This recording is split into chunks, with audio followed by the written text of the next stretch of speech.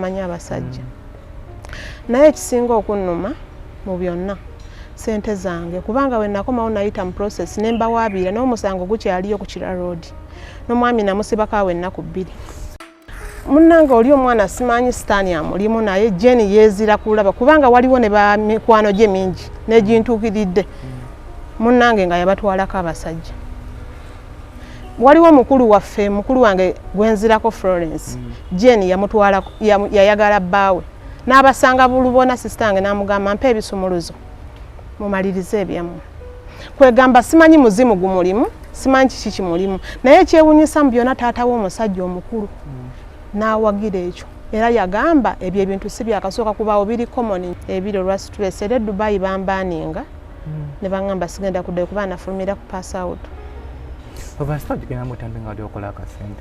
Yes, nali nkola akasente kange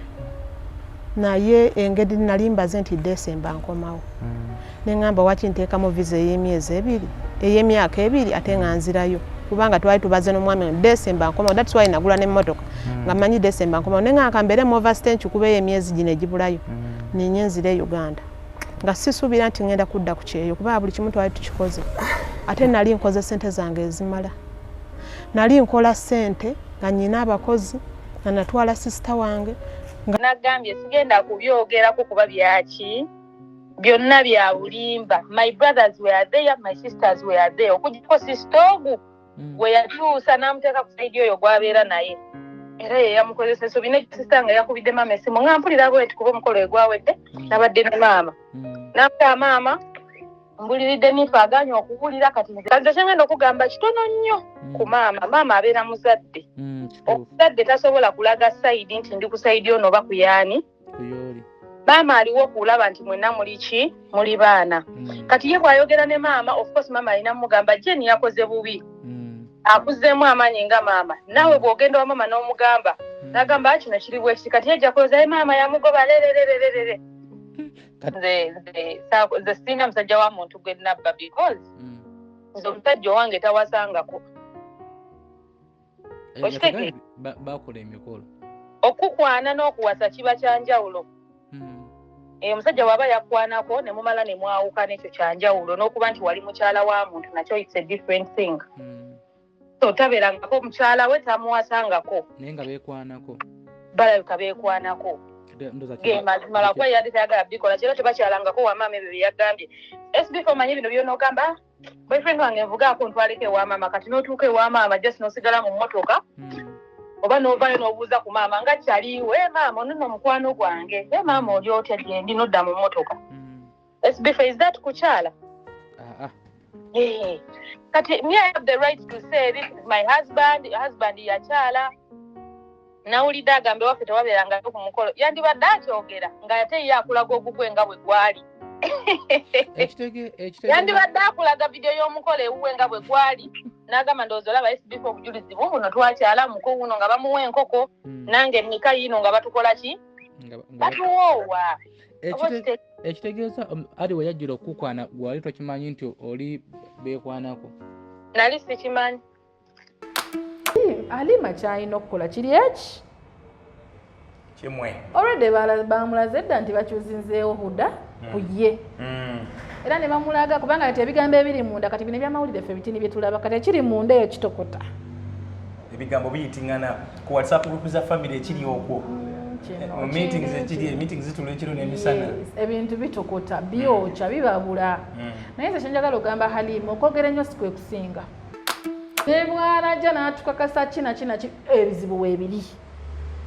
oba kyebagamba nti kati weekiri kati nzizaako ki banzibye bali mu motoka yange bali ku sente zange bali mu ku growing up nze nsiraanye accept kkiriza mutima nti kyabaddewo yes. Halima nsaba okkirize nti ebyakutuuseeko byakutuuseeko era bw'ona omala okukkiriza nti byakutuuseeko kaaba naawe omugambi waliwo neyangambye nti akaabe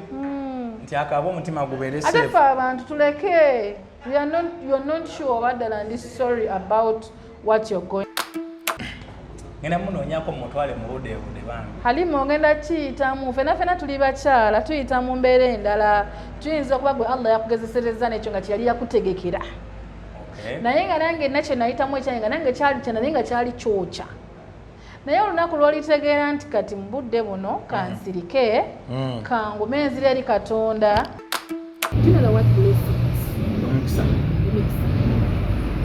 Nti maama w'okuba omulamu n'agaana okujja ku mukolo gw'ekitegeeza ki? Omukolo gwe tegutandise na mukisa gw'abazadde. Omukolo nze ndaba gwasazeewo okulaga amazima. Kino kye yakoze kino. Bamaama be basinga okubeera nakuteekateeka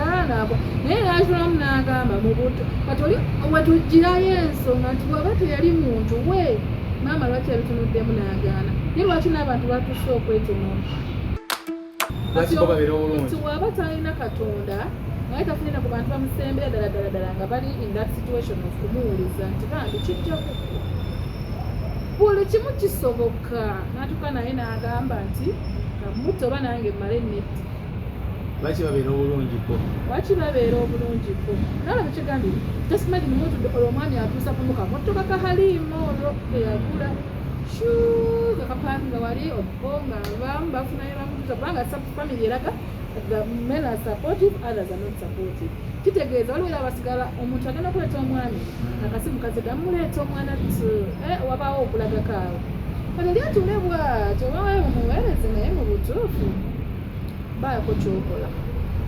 sina kindi ng'abadde yekyawakyawa dda naye omusajja amuwasa yabula yabivaako alinga yabivaako awalaba mujja mwemula emotions zirinnya okiraba ng'omuntu aleeta kantu bakakumbi nga bwoti ofa mu byokusanga naye agende luzira naye olaba yaba amalidde so kitegeeza ekintu kino Sengoma kye yakoze kyabulabe nyingi kina effects nyingi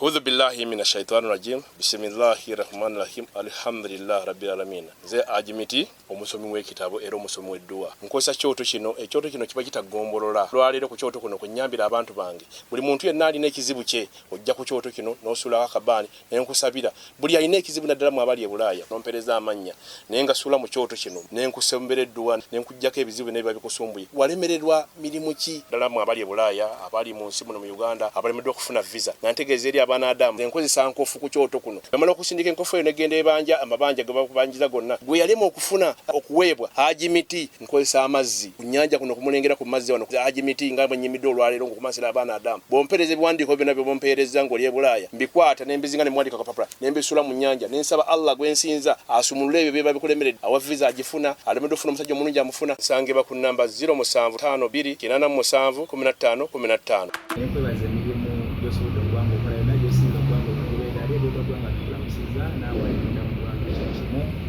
abaganda bafe abaisiraamu abali mu siiwo salaamu aleikum ate n'abaana abakristaayo abayimini abakatoliki nabo abali mu mwezi gwa kalema omukamu bulungi ista nainiya ista esembedde so tubalamusizaako ne tubebaza emirimu zange babaza kusubscribinga okulayikinga n'okusharinga komenti content tutaddeko mwebale nnyo ddala abafolowingi kale n'obanga tunaba kufolowingi obanga okulemundi kusooka kyamusango subscribe yekwata n'abakusubscribe ate tuliwe olwaleero nkyaziza hajati mukwano gwange nno yewoobesa alinga bwe ngenda okuwa emmere naye ate ali mu musiibo tugenda kwogera ku nsonga nyingi tugenda kuddamu kwogere ku nsonga ya Halima ne Huda oba ne Jeeni abawala bano abooluganda nga omusajja ali omu abatabula ali Sengoma eyawasizza Jeeni eyamaze n'afuuka Huda ate n'asulawo mukyala we gwabadde naye ebbanga eddene ate baakola ssente ku bbanga ly'ekyeyo lyonna ate ssente z'omukyala baakola ku kyeyo ssente n'azirya n'aziwasaamu omukazi omulala ate si mukazi mulabula n'awasira ddala muganda wa Halima namugerwa wetugenda okubanga aje samali ogambo namba bulungi alhamdulillahi rabbil alamin tubaza Allah asobozezza okusiiba n'okugendera ku biragiro bye yatuwa. Yali enkola ya mubaka ey'okubeera smart bw'otyo musiibo muno? Si musiibo mukka, al islam anadhifa, isiraamu buyonjo, kwerabirira, kweyagala, ate kasita osinza. Bw'osinza Allah ng'akulumizibwa? Nga Allah akuwa nnuuru ye ekitangaala kye. Tutandikira awo wennyini. Ensonga zino simanyi bwobadde ozifolowinga naye zibadde mu mawulire ziwezezzeewo ekiseera buli oba erimu ekitundu omukolo gwali okusanda ewedde.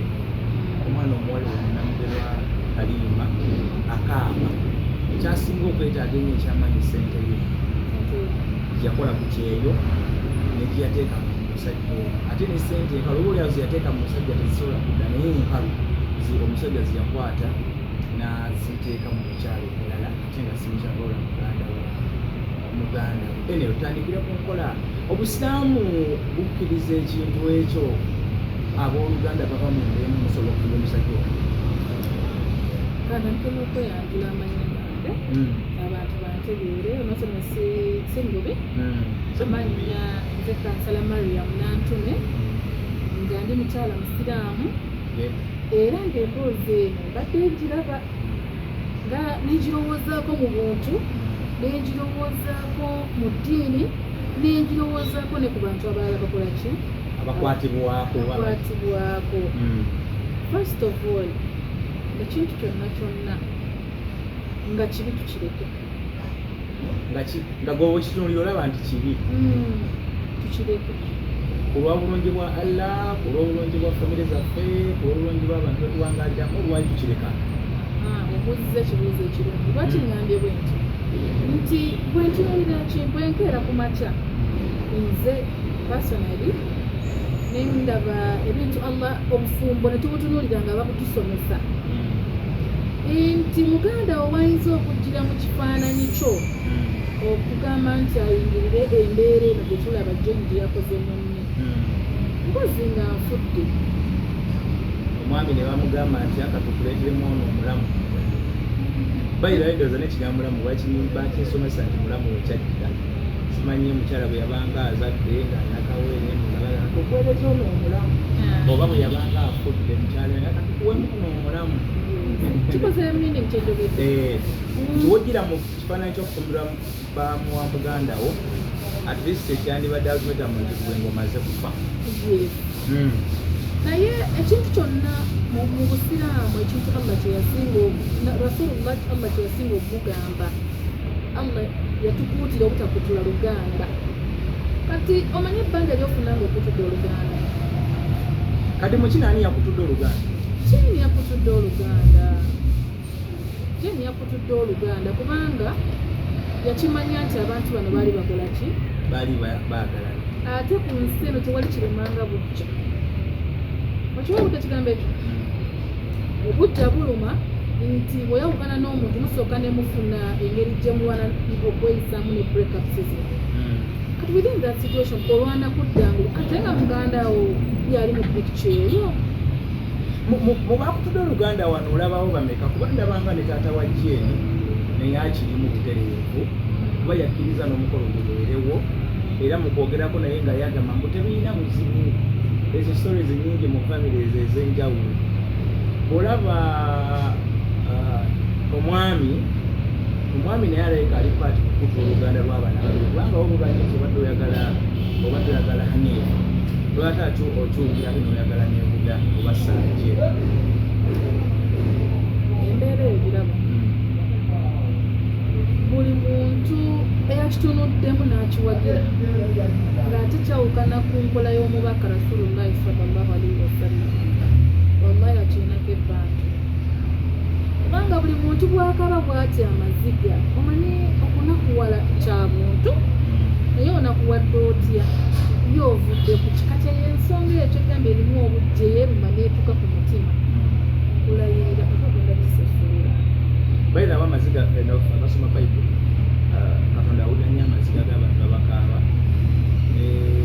tusoma ku nsolo ya Israeli sebaali nga bali mu nsi bakaaba Katonda yateekawo embeera basobola okuvaayo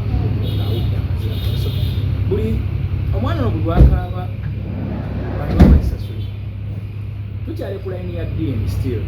bamasaaka bano abakoze omukolo gw'okuwoowa bo tebakiyingiramu tekibakwatako okumanya abantu kugenda okuwoowa bali biki anti olaba bw'ogenda no-inviting omuntu agenda okubagatta ebiseera ebisinga abeera imaamu watwalo oba imaamu watwalo kitegeera nti imaamu abata tekitegedde abalabi abanaabatulaba nti imaamu w'oku kyalo okwo ebiseera ebisinga basinga kuyita jjawoowa abantu bano ate ekirala ebiseera ebisinga ensinga bwetuuse tuvudde nnyo ku mulamwa netuwewula nnyo Katonda netugoberera ebyaffe byetukola ki byetwagala kati bwotunulira nti taata bw'aba yasoose naawewula kitegeeza neimaamu asobola okugaana ye naafunayo omuntu omulala asobola okugamba wali buzibu nze kambawo kitegeeza n'okumulimba kuba imaamu si wa famire ye ayinza n'obutamanya biki ebigenda maaso mu famire naye mwensooka bwe yatuukiramu nga taata ddala taata nti wakimanya sooka abaana bano kuba bakuzizaawo omu oli biological father omu oli step father bonna bazaalibwa mu mukyalo ono maama mukyalawo naye gwe n'okkiriza ono agende wa muganda woba ogenda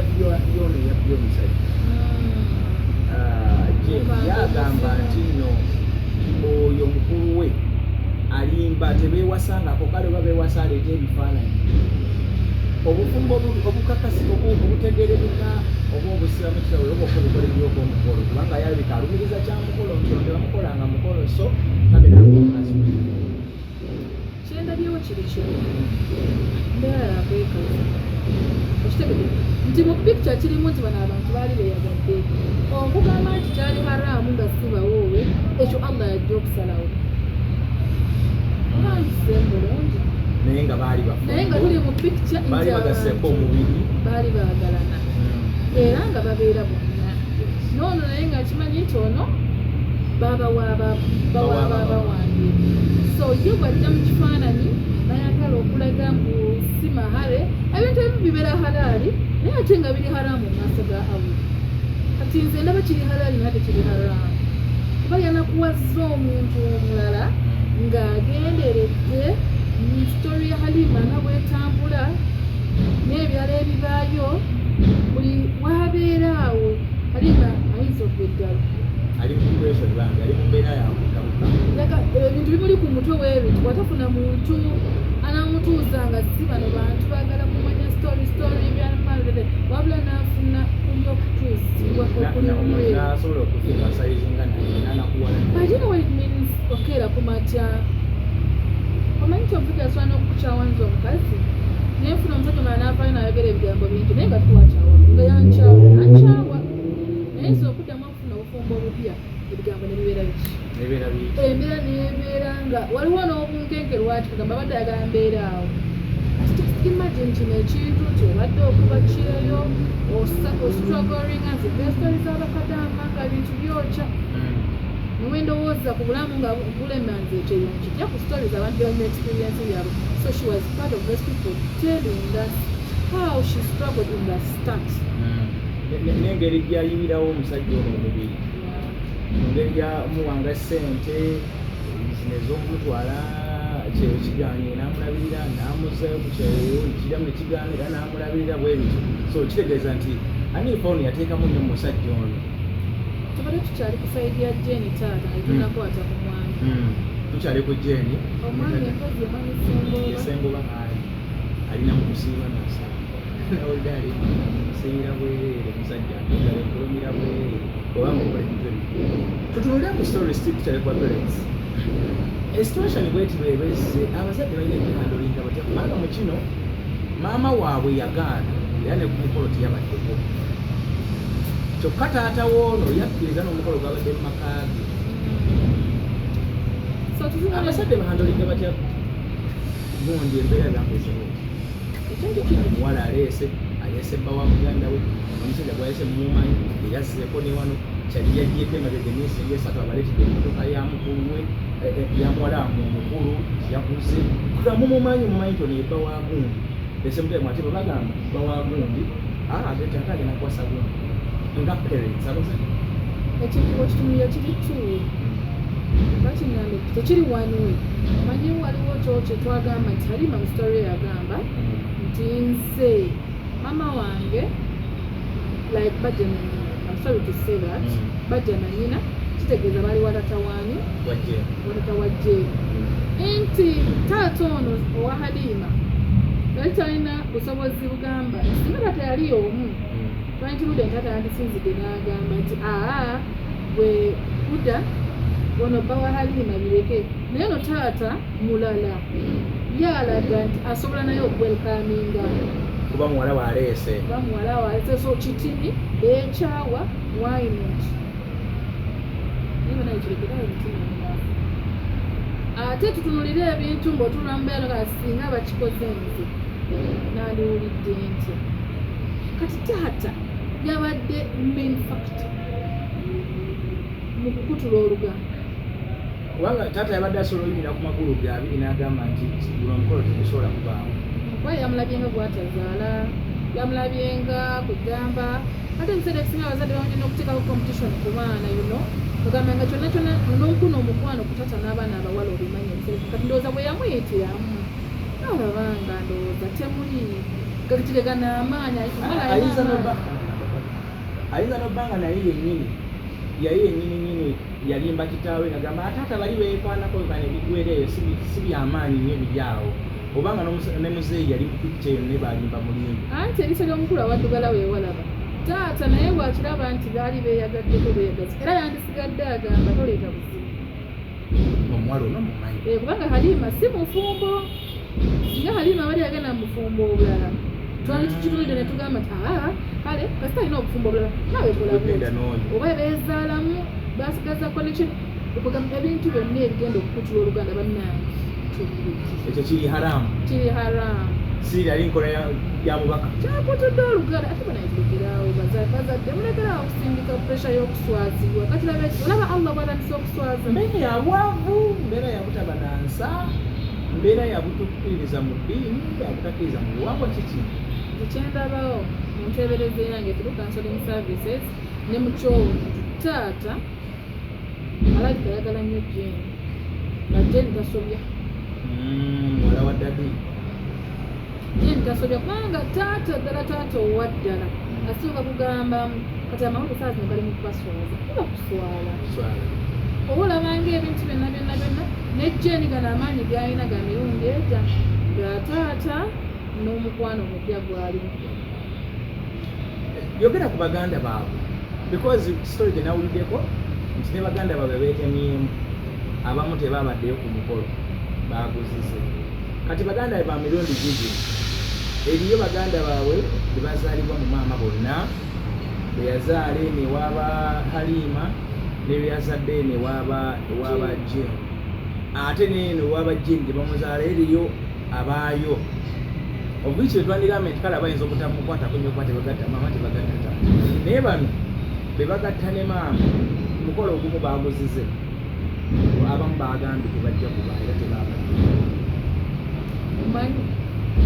kinala what blessings omukisa nti maama wo okuba omulamu n'agaana okujja ku mukolo gwekitegeeza ki omukolo gwe tegutandise na mukisa gw'abazadde omukolo nze ndaba gwasazeewo dde okulaga amazima kino kyeyakoze kino bamaama be basinga okubeera nakuteekateeka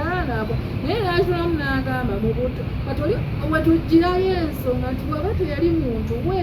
maama lwaki yabitunuddemu n'agaana naye lwaki n'abantu batuuse okwetema bwe kiranga ddala Jane agamba nti maama mbwera ine maama nga bwabeera maama buli omu amuddamu nga bwalimu agamba oliye musobya okuba agambye mbu Halima bwe yagendayo n'aloopa nti maama yagamba Jane yemusobya munange we nagendayo n'agamba Halima yemusobya agamba owudde engeri gyayogeramu ngaali proud nnyo nnyo agamba nti maama mwenna abeera ku sayidi zammwe anti maama era yatulaze sayidi gye yabadde tekitaka kwogera kasatayaze like just speaking the volume nti singa ddala yabadde takola bwatyo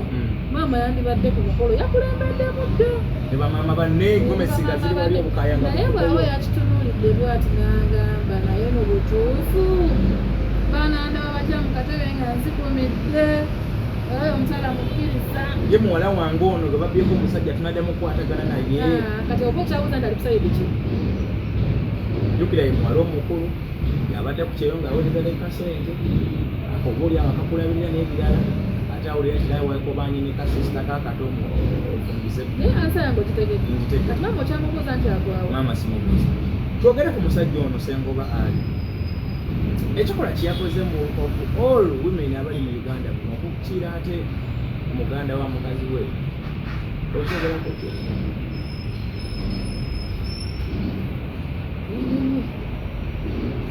amugyekenga sagala zimujjako kubanga abaami abadina betwogera abatugenda kuyamba ku baami abalala amanyi omwami nobagera ku makya nakwana neiba wano uma kubanga neiba asaba okubaawo nadde ewalala nemugaa kikaze ekyo obujja omanyi buluma mu mitembera obujja buluma era omuntu agamba muke tebinyuma zenabaleka just these are just wives naye bw'oliteekako nti ku mutima gwe obigattagatta bwoti omala obigatta wabakuta okumanya obeerawo omusaga oba munoonyerezeeko mubaye naye kati gweva ku mutunga ddala mu butuufu oyo omusajja omulaba wallahi Allah agenda kumukwatako Allah yamusobola yekka kubanga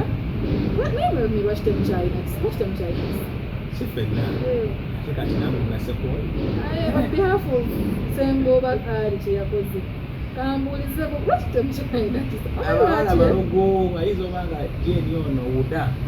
yamugasegase namwerabiza ne mukyala we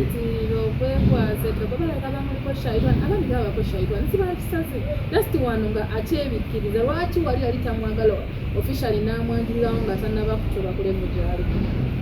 era asobola okuba akoze shaitani mpulira abaami after sometime bamala ne bagenda bagamba kabeeko nansonyiwa mukwano nabuzaabuzibwasa oba wategeera otya nti zikubadde kati zikuvuddemu andi olwo ng'ofunye abo understand ng'otegedde kyembaddeko nekibadde kituufu abakyala nina solo gye mbadde nkolera Queen Mother bonna bamumanyako ku channel yange Queen Mother sorry yamula twayogeddeko ne ku nsonga baawe yawasa akawala akamuyita Senga yaleetewaka n'abuuza bwe kaafuna ebbeere kasuumukamu yakaleeta jiwe naye kaasumukamu omusajja n'akawasa baawe yakoma kawasa buwasa kyokka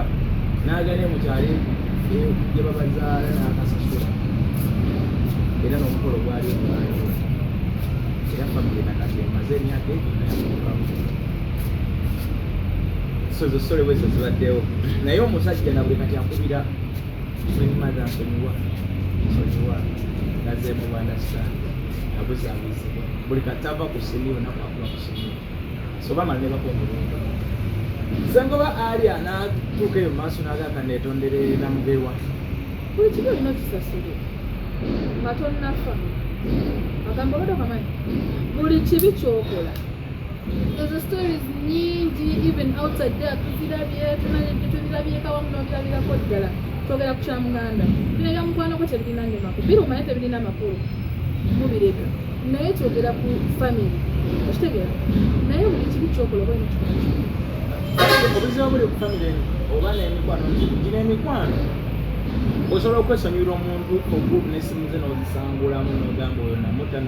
yogenda kumanya oba yaddawo oba abeerawo naye wooluganda omuntu gwogenda okusiŋŋaana buli kaseera oba bibagatta ogenda agamba nti nange ntandisa kika kyange nabatta mulina emikolo ewaka oba otambuzamuza amaaso ng'omulaba ali wali mwagenze ku kyalo kuziika olaba omusajja yakoze ekintu bambi nga kiri halaali naye nga ate kiri haraamu nnyo mu maaso ga Allah lwaki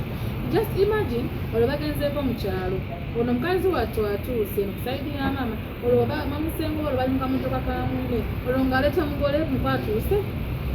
waliyo emikolo sini eryawo kyokula omuntu agenda kuleeta enkumbi agikuba oli ku mutwe akulengedde oze nebbaawo obusungu bulinye mu kaseera zirinnya ne zikwata n'ogamba naye bano kati we batuuse baagala kukakasa ki olaba omwami ebintu byeyakoze tobanze yannemeredde etegera story n'ogirabamu okufa bis obujja buluma tuli ku kigambo obujja buno obulaba osobola okuba right now okay nga next week tomorrow ogamba naye nga bantuusa batyawa kati waba talina katonda naye tafunira ku bantu bamusembera ddala nga bali in that situation of kumuwuliza nti bambi kijja buli kimu kisoboka natuka naye n'agamba nti kamuto oba nange mmale netti lwaki babeera obulungiko nala tekigambye tesimagi nimutudde olwo omwami atuusa kumuka motoka kahalimu olwo eyagula kakapaakinga wali obo nga abamu bafunayo bamutuza kubanga family eraga the men are supportive, others are not supportive. Kitegeeza waliwo era basigala omuntu agenda kuleeta omwami akasimu kaze gamuleeta omwana wabaawo okulaga kaawe kale lyatule bwatyo obawewe mumuweereze naye mu butuufu baako kyokola sina kindi ng'abadde yekyawakyawa dda naye omusajja amuwasa yabula yabivaako alinga yabivaako abalaba mujja munemuwala emotions zirinya okiraba omuntu aleeta kantu bakakumbi nga bwotyo ofa mu byokusanga naye agende bikira naye olaba yaba amalikidde so kitegeeza ekintu kino sengoba kyeyakoze kyabulabe bingi kina effects nyingi effect endala nze tenyinza okuwulirawo ogenda buli time naye kati byakabayo ebbuku muhalima ali ku pressure y'amaanyi kuba nawulidde omuwala agamba bamukubira simu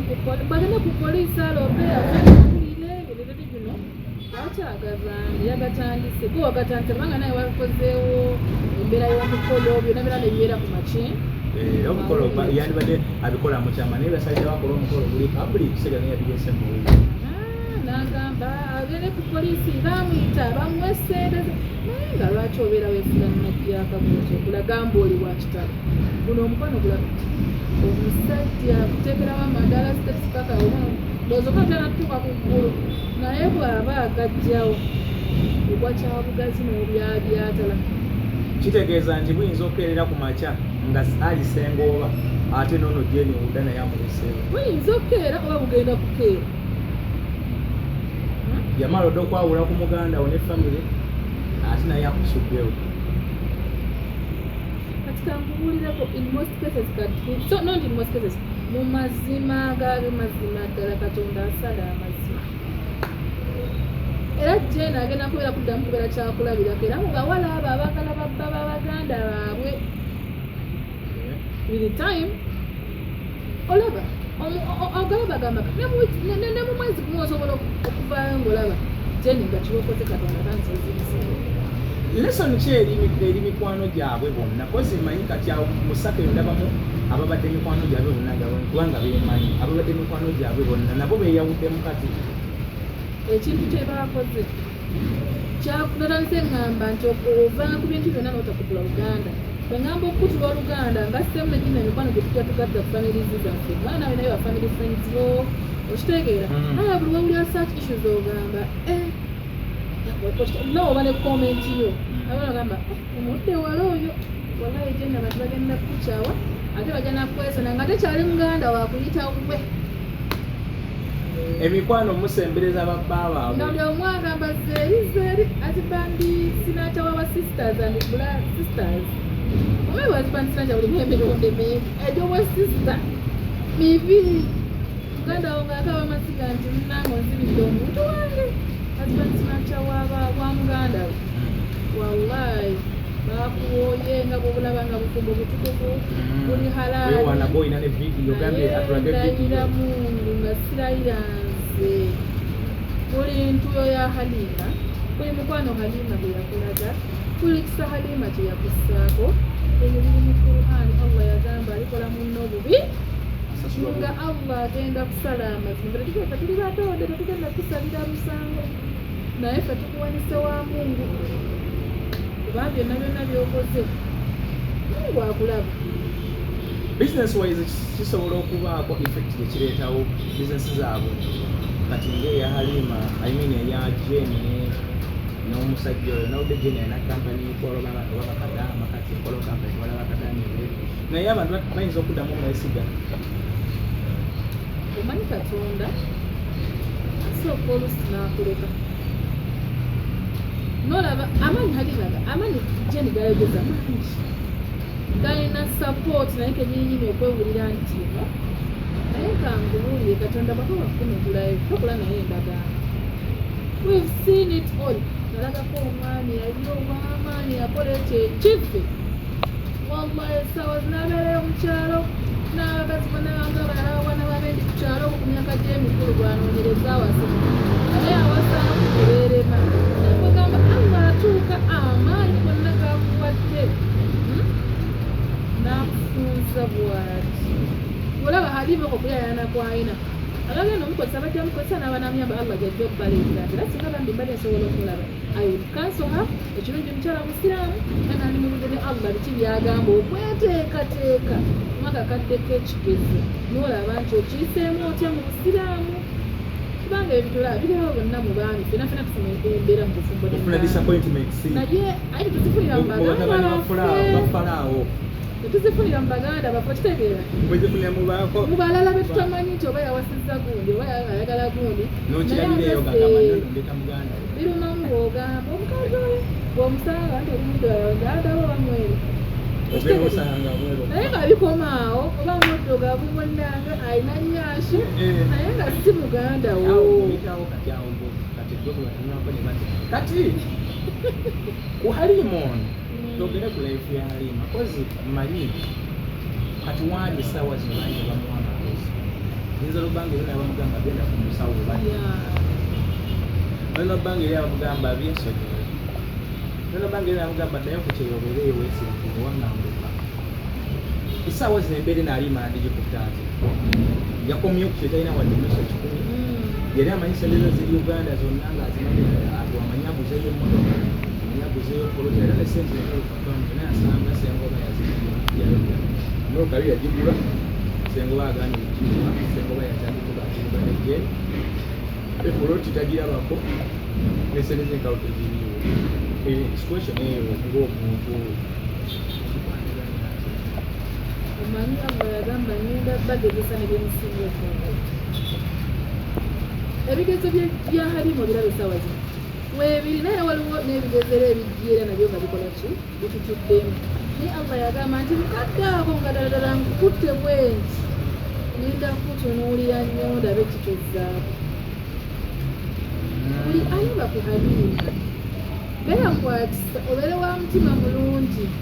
ozaale Halima essaawa zino mubeerere maama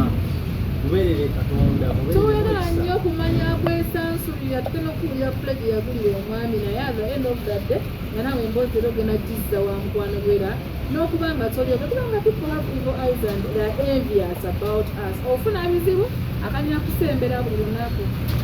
olowooza akulumirirwa kumba noonya byazzaayo ozitowa kino obulumi bwo so nze kyenakirabyewo Halima beera mukyala mukkiriza ebintu bya Jeni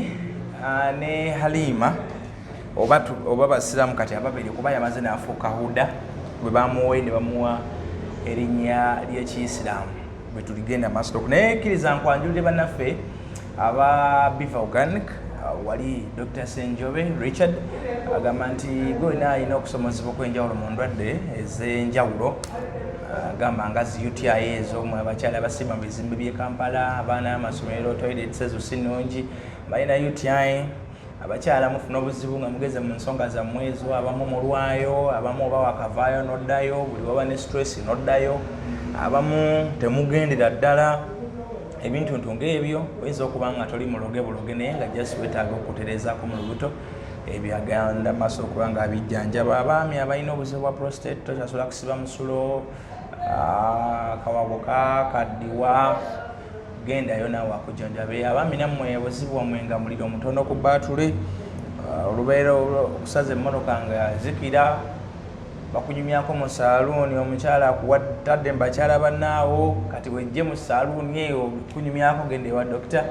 akujjanjabe awe Mengo kuhamu Mukasa Road opposite court y'Emengo wali ekikubo ekikyama awali abakyala abatunda omwenge omuganda bukyamira kizimbo gyaba okisanga mu maaso kya kalina kiriko ekigambo Biva Organic oba ku BBS Emanju ojja okuba nga obasiŋŋaana opposite BBS ekizimbo gyaba okiraba bali bitundu by'eggwanga ebijjawulo Masaka bali awo ku Senene Park ate Jinja bali ku Abusa Bank Eruwero gye bali abasigadde bonna mujja Kampala babeera okuva ku Monday mpaka Monday ate era ne Dr. Richard Senjobe naye abeerawo okuba nga ate abataasa kansala wanje omuwala ono manyi abawala bakola ebintu by'okusoomooza era ojja kwesanga nga jenti yakubye bukomi ku kyakubba bba wa muganda we wabula nga agenda mukolako n'ebikola ebyeffujja ebirala ojja kwesanga nga awanika obufaananyi ku statasi ojja kwesanga nga atuma abantu mugende mumugambe bwe muti ojja kwesanga nga amukolako kale effujjo lyonna naye nembeera bwetu singa ebezeewo wamuwandikako obuntu ku statasi omusajja yasimanze ebyenkola kiki obuntu bwe butyo abawala amanyi batera nnyo bikozesa embeera eno Halima akola atya bw'alaba nga batali ku status naye ateekeyo ababulokinge atunula asirikale abe bulabi Allah yaba amumalira akola atya embeera bweti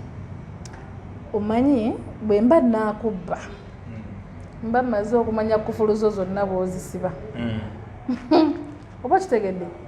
wano waggalirawo buno obudde aba akyakola bwati ne bwati kati Jane yali amaze okwetegereza ekintu kyonna yagenda okiyoola okukituusa bwakyagala bwati nga ye amaze okukitegeera yali amaze okutegeera obunafu bwa sisita we amaanyi ge kikyasobola okukola n'ebirala kati byonna ng'amwetegereza ng'amumaze catching up the situation nga bwakola ki bayagala mu bufunzo okwetooloola kati kyonna kyabayagala okukola abakikola naye nze kyenjagala okubuulira Halima kiri kimu omuntu yenna alina ekintu nga si kikye ate nga alina oludde alina competition gwe gyotamanyi ebyo byonna bikuba naye alina competition mutima amanyi nti mu butuufu nkiina naye si mu butuufu ebigambo ebingi byakolaki byafukumuka okukakasa byonna kuba singa abadde mutuufu yandiwe teetaaga nakwogera genda mu fumba weseekere naye alinga Suzan Makula kati bali mu kategori ya lumosi akowali si Mugandawe kati bwe yategedde nti ali insecure n'okusinga nnyini kintu kati ate yamala kukiwa budde jjukira omusota guba gugenda kukuluma teguva line gujja mulundi gumucu guba gubaziza movement era egutukira okukuluma guba gumaze okubaza nti wano tajja kunzita nze mutta kati Halima kyalina okukola kiri eki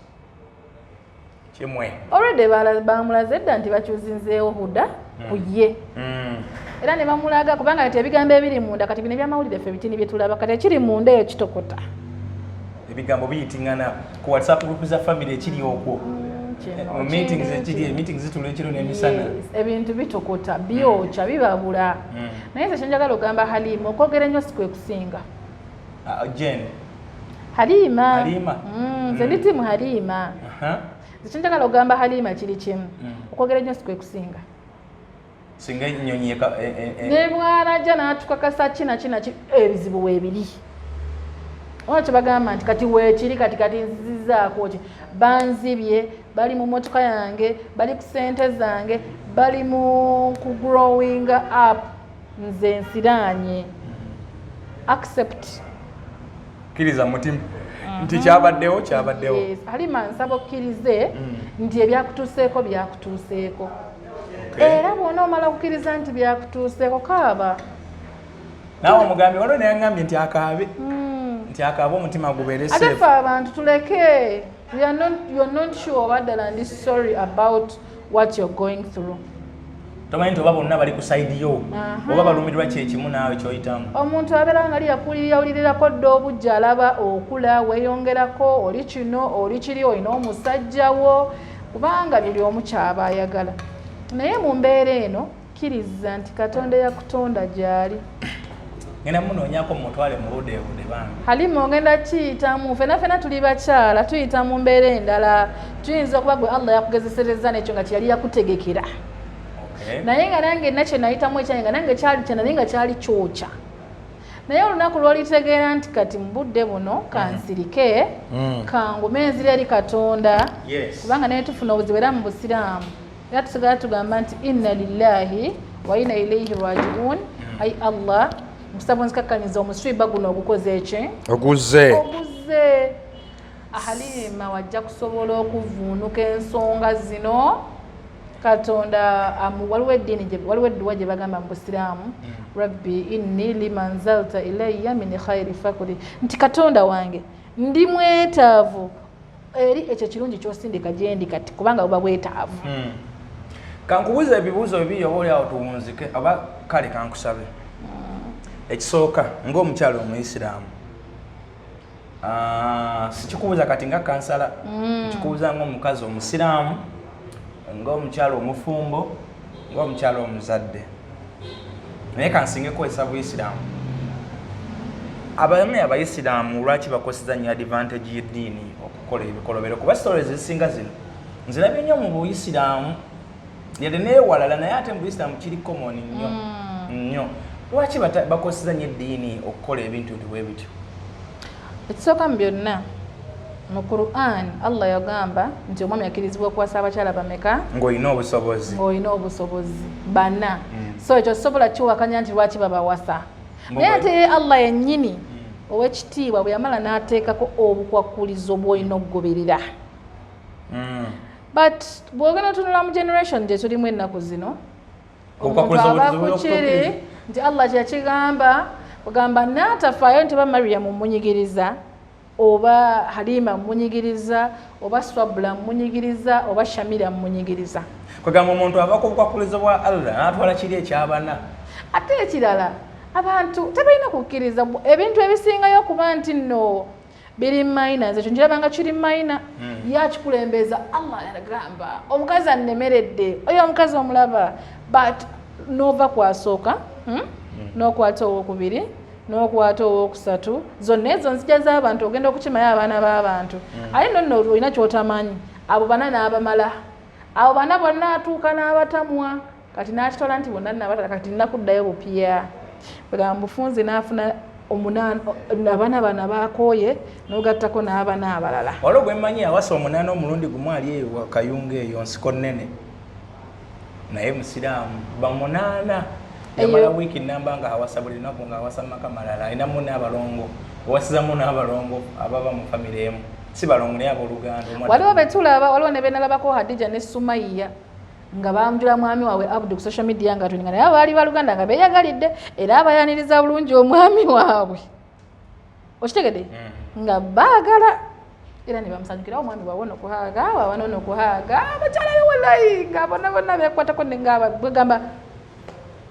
simanyi dunia ya Mungu kubanga Allah yatugamba ebintu bigenda kujja mu nsi bibeewuunise. Okay, so ng'omukyalo omusiraamu naye kibanyiganga mmwe obujja buluma obujja Allah yabukola kale ng'ovudde ne ku mukwano obujja buyina definition nene. Okay, tugende ku kibuuzo ekirala nga kansala amawala bano abasinga tukirabye nnyo nti baweereza abasajja nga bali ku kyeyo baweereza ensele zaabwe muno naye abasinga ennamba esinga obungi tefunyeemu era ogenda owulira amaziga meereere omusajja namweza sente zange omusajja namweza sente zange omusajja namweza sente zange. Abawala tebayiga ab'okukyeyo abaana bano abalenzi babakozesa lulimi ki babalimbisa lulimi ki okukkiriza ne babaweereza ng'ensimbi zaabwe zibakoledde ku kyeyo era kiriko maddi. Amanyi tuba twogera kubba ensimbi z'okukyeyo challenges nyingi n'abazadde babbye ssente lwakuba nti kale tulina ensonga gye tuliko right now ne ba relatives babbye ssente bugamba obwesigwa mu bufunze kye tuba tuwogerako ozimbye otya obwesigwa buno tukogamba nti nze mbuwadde Mariam ng'okakasa tulina obuzibu bumu oyagala atakwagala ng'onfudde best friend wa naye nga nze ku mutima gwange beneficiary nakyenkwagalako nemmanya bwe mba neetagayo emitwalo 10 ogundu yanyamba nekkuumirawo naye gwe ku mutima gwo okitwala nti nze ndiki naye nga siri ng'ongatta bugasi. So ekintu ekyo kyenyinza okikubulyamu kiri bwe kiti buli we tugenda okwesigamira Katonda ne tumwebuuza ku nsonga zonna ze tugenda okukola Katonda agenda tudirectinga ku bintu ebituufu naye wanaabeera musajja omanyi nti omusajja asobola okukolako empikati olaba omusajja wa Halima baayinanga ebintu byabwe awo munda naye nga ye ayagala alaga omusajja nti nze wendi si kibi kubanga yali mu mukwano Okitegedde yali mukwano bagamba nga she wants the best on the table. N'omuwala n'atandikako okuweereza buli kimu. Sente zaffe akawunti genda ogyeko, sente yange y'emmotoka genda ozigyeko ogula emmotoka. Nga omwami ye yamanya nti nja mukubira bu video chat. Omwami yamanya nja mugamba I love you atagwa. Omwami yamanya nja kukola ebintu ebigenda omuteeka ku line gye mwagalako. Kuba yamanya nti a source of income. Omanyi kankubuulireko nga tumaliriza nga bw'ogambye. Oluusi tetumanyi story ya musajja ntuufu nti tukitwale nti omusajja ye yali munaku up to yatukidde okuwasa ono ye nga takola yabbi Halima yamubire. Ayina bwe yagambidde omusajja nti nze mulowooza ku ebye byonna byenkubye saafu nayo ssente ndi ku za Halima zokka. Njogedde bubi. Okyogedde naye no kyekiryoke naye yanyini omusajja. Just on a second thought. Tetwakubyeyo ttooki eyo. Omusajja ayinza okuba naye alina ezize.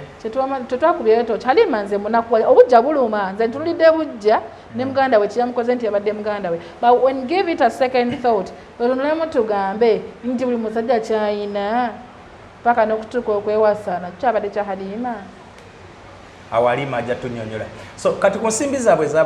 ze z'ababanja bebazimuwa binaggwa buli kimu n'abeesonyiwira ddala. Oba akali ako obujja ke kanaasigala nga bw'ogambye nti obujja bwo tebuvaawo.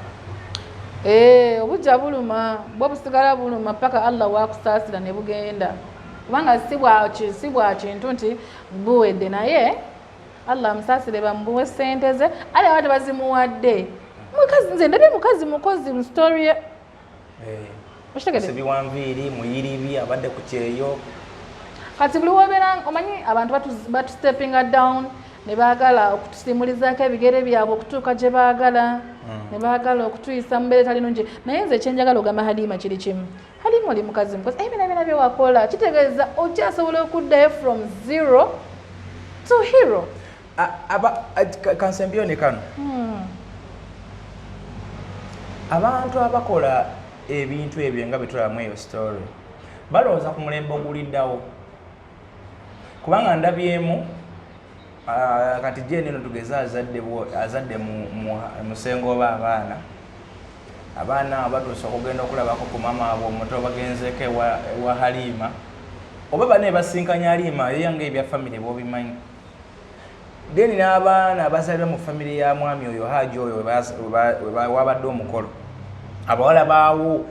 oba abaana b'omumakuumu kakati ekintu kibatambulirako bano ababeera bano omuwala eyabba Mugandawe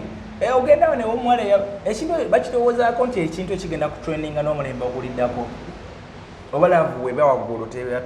tebasobozesa kulowooza ku birala. Omanyi kankubuulireko omuntu mu kusooka abanaako obuntu era ne Huda yatandika akayina okitegedde abagamba ate muganda wange bw'anaamanya tetufuna obuzibu nga olwali amukwaniriza tetujja kufuna olinze mutegeerera tolaba era nze njafuna engeri gyenjo bikwasaganya mbwe totya naye naawe neddana nti olaba kati otyaki ako obuntu katandikira eno wansi nomala naawe n'okkiriza kati omukwano bwe gumegga obujja nga butandika gye bigendera nga competition yani singa yatwala. So kati abaana bwe balizaala nga batuuka okuyita Halima maama kati kye oba nkuzzemu ansayo nti jeni ako omuntu kamugwamu ebyo biridda luvannyuma nnyo nga ali amulazeeko nti mukwano si gwe queen asembayo ninofuna ate akati hakendera ndi musajja musiraamu bamukubako aki ng'agamba kati ate ebizibu bimala okukuluma ennyo otuuka ekisano oyagala n'okusemberera ku mugandawo senga oba engeri gyafuusa omusajja ow'ettabu oba oli awo oluddako ate alireeta na mukazi mukwano gwa Jeni ate gwaliddamu okuwasa anti ezo aya ne mu Qur'ani mweziri nti Allah ng'agamba an eye for an eye, a tooth for a tooth. Ngenda kuwunzikira wano hajati sibula abantu bannange naye tugendanga kubeeranga naye nga tunywamu ensonga ezo omulabi alina vibe tujja kubeeranga naye era bw'omulaba nga muleese ng'otyoninga aliko ebibuuzo ebinyuma lwakuba ali mu kisiibo naye apangulukuka nga tali mu kisiibo mulindeko side wali sibula abantu kakati bannange amannya n'eddoboozi mbadde kansala Mariam Nantume era nga mbadde musanyufu nnyo kubanga ndi ku live eno nga tuwa endowooza zaffe ku bintu ebigenze mu maaso mu bulamu bwa bulijjo naye kambabulireko Allah yagamba mu Quran nti fa innamal usri yusra innamal usri yusra walibeera obuzibu wajja kubaawo obwangu era n'akiddamu ye kennyini nti walibeera obuzibu wajja kubaawo obwangu banaye tetwefiirako nnyo biruma naye ate tubizze gyali beera ng'omuntu ali kapiki nga abakuvuga nga gwoli mabega kati kitwale nti Katonda yali mu maaso obireke as time goes by wakitiibwa Allah ajja kuwa ekirungi otherwise badde musanyufu nnyo. Assalamu alaikum warahmatullahi wabarakatuh. Okay,